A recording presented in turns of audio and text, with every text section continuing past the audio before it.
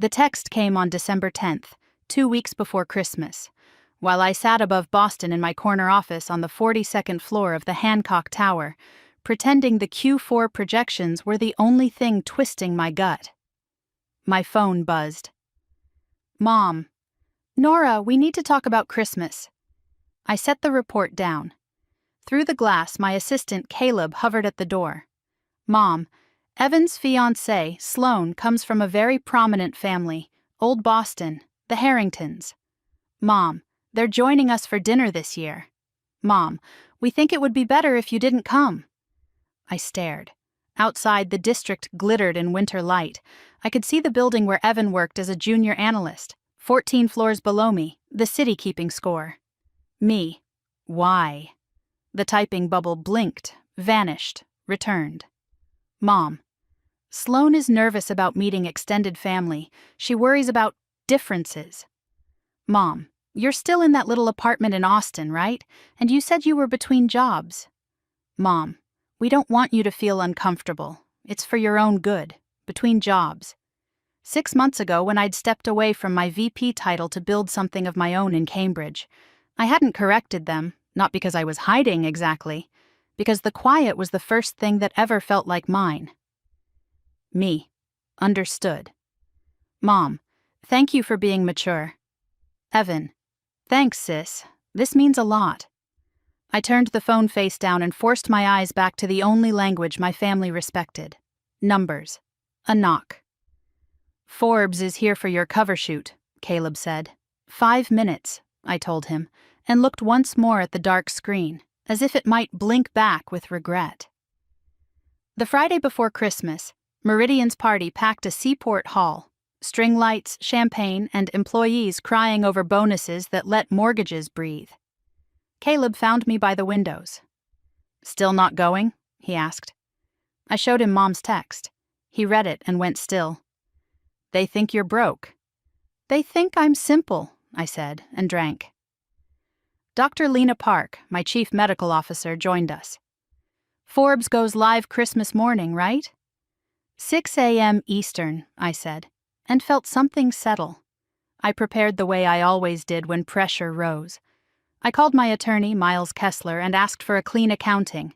Patents sold, seed money, investor docs, the empty line where family contribution would be. Then I asked my accountant for a 1-page net worth summary in plain English. When it arrived, I printed it and locked it in my office safe behind the bookshelf. Christmas Eve, I sent the family group chat a single line. Merry Christmas. Enjoy brunch tomorrow. At 5:45 Christmas morning, coffee in hand, I opened my laptop. At 6, the cover loaded, me in our lab, Boston behind glass, a headline about the fastest path to unicorn.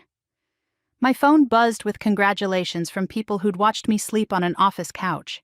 By 9:47, an unknown number called. Ms. Vale?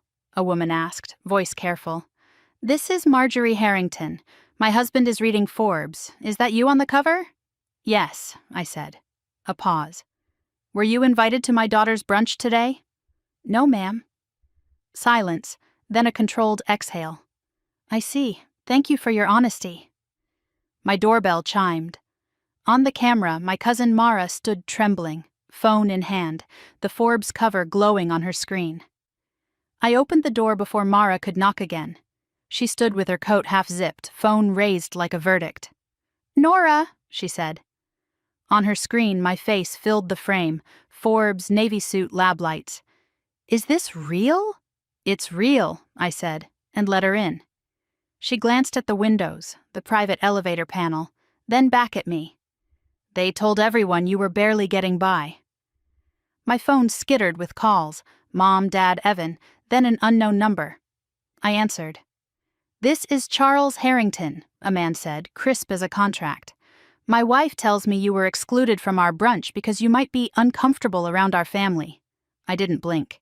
Yes, sir, that's what I was told. A pause. Then your brother misrepresented you, and your parents enabled it. Thank you. He hung up. Mom rang again. I took it. Nora, honey, everyone is here and they're so proud. Sloane's parents want to meet you. You weren't proud last week, I said. You were embarrassed. We were protecting you, she whispered. No, I said, calm as numbers. You were protecting Evan. Dad's voice cut in. Are you coming or not? I pictured the folders in my office safe, every dollar traced, every claim already answered. No. If you want a relationship, ask about my life when it isn't useful. Otherwise, don't call. I turned the phone off for myself, finally. Mara's shoulders dropped. I handed her a menu. Dumplings? She smiled, small and fierce. Best invitation I've had all year.